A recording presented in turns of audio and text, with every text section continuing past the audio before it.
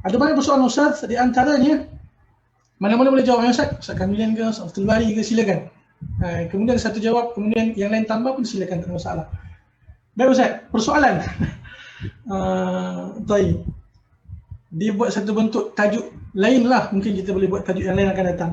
Doktor, bagaimana pula dengan wajah muka? Contoh kata kuat agama, tapi wajah hitam.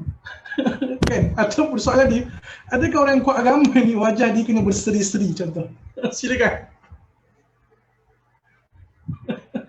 Suara Ustaz, suara. Tafadhal. Okey, bismillah. Kita kena ingatlah bismillah. Terima kasih kepada yang bertanya. Menjaga keindahan rupa paras ni. Rupa paras ni anugerah Allah Subhanahu Wa Taala. Kita faham daripada apa yang saya cakap di awal tadi. Okey, contoh kita cakap soal harta pada malam ini. Apabila Allah Subhanahu Wa Taala sebutkan di dalam Al-Quran tentang golongan-golongan ataupun mereka-mereka yang diberikan keistimewaan seperti Qarun, itu yang contoh yang tidak baik. Namun Allah Subhanahu Wa Taala tak melarang dari sudut menguasai ataupun memiliki harta yang banyak. Okey, demikian juga kekuasaan, kedudukan, pangkat Sulaiman alaihi salam. Nabi Sulaiman alaihi salam pangkat yang begitu hebat. Nabi Yusuf alaihi salam, ij'alni khazainil ard, lantiklah aku jadi orang yang mengurus perbendaharaan negara. Maknanya orang yang besar, kedudukan pangkat yang besar. Itu pun tak salah. Dan Yusuf alaihi salam juga digambarkan Allah Subhanahu Wa Taala memiliki wajah yang sangat baik dan sangat indah. Itu antara mukjizat yang Allah Subhanahu Wa Taala berikan kepada Yusuf. Ini menunjukkan bahawasanya bila Allah Subhanahu Wa Taala bagi benda tu, maka tak jadi satu permasalahan, tak jadi satu kesalahan. Dan demikian keindahan wajah Nabi kita sallallahu alaihi wasallam digambarkan dalam hadis yang banyak yang disusun baik oleh Imam At-Tirmidzi rahimahullah tentang Syama'il Muhammadiyah, kesempurnaan Nabi SAW, sifat Nabi, bentuk wajah, kulit Nabi, putih kemerah-merahan yang bagaimana, semua diperjelaskan. Okay? Jadi namun pada masa yang sama, okay, kalau muka tak, katakanlah muka tu gelap apa semua ni, terdapat di dalam hadis Nabi SAW, contohnya sahabat Nabi yang anda tak ingat nama, mungkin Dr. Kamilin boleh sebut dalam hadis khulud, peristiwa bagaimana seorang isteri, seorang sahabat ni datang bertemu dengan Nabi SAW, memaklumkan kepada Nabi SAW mohon penceraian, mohon Nabi jatuhkan talak, iaitu khulud, yang mana dia mohon sebab dia tak suka kat suami dia, diakibatkan daripada, diulas oleh para ulama hadis, antara sebabnya mungkin kerana suami dia ini sifat badan, tubuh badannya rendah dan wajahnya hitam, jadi menyebabkan si isteri ini tak tertarik dengan suami. Namun si isteri ini mengiktiraf takwa suaminya, kebaikan yang ada pada suaminya, tapi dia tak boleh nak suka dekat muka. Okay. Maka Nabi SAW pun kata tak apa, engkau boleh sebahagian daripada mahar, separuh daripada mahar yang dia bagi kepada kamu ketika mana dia melamar kamu, menikahi kamu, kamu kena bagi balik. Keluarlah bab khulud. Tapi saya bukan nak cerita bab khulud ni, saya nak cerita berkenaan dengan sahabat Nabi yang isteri dia sendiri akui dia patuh takwa kepada Allah Subhanahu Wa Taala. Tapi oleh kerana muka dia hitam, jadi kita jangan ingat tengok muka tak berseri sikit, muka hitam, dia ni mesti bukan ustaz. Dia ni tak layak jadi ustaz. Tak.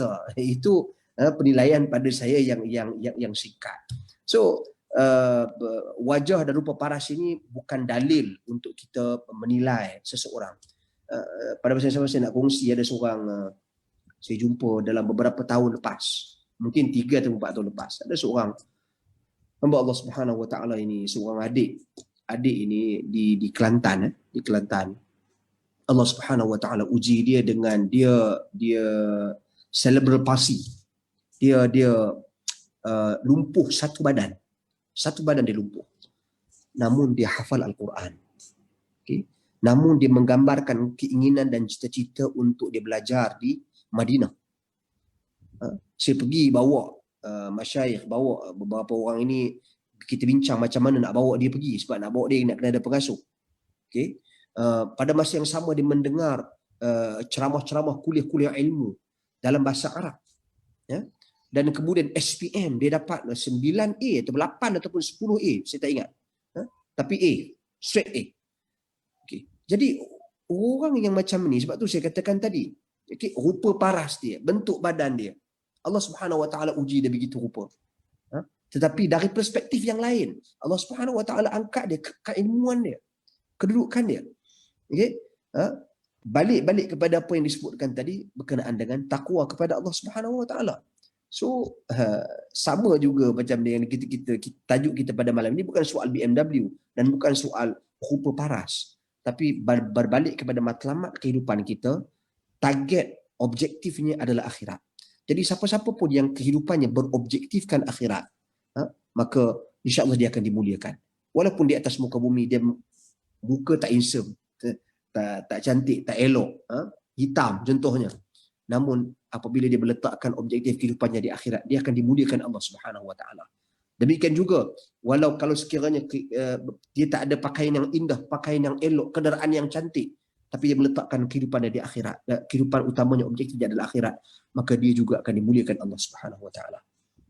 Dan kita kena faham hadis-hadis yang Nabi sebut tentang ta'isa 'abdud dirham, ta'isa 'abdud dinar, cercelalah, hinalah orang hamba-hamba kepada dirham dan dinar. Ini menunjukkan kepada golongan-golongan yang mana kegairahan mereka kepada dunia sehingga tertutup mata mereka tentang akhirat.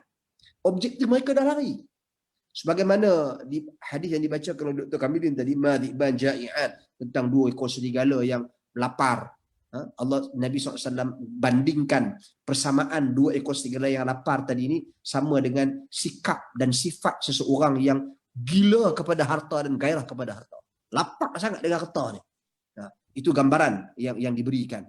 Namun memiliki harta dan memanfaatkan harta itu untuk tujuan akhirat, maka itu satu kemuliaan yang tentunya lebih besar.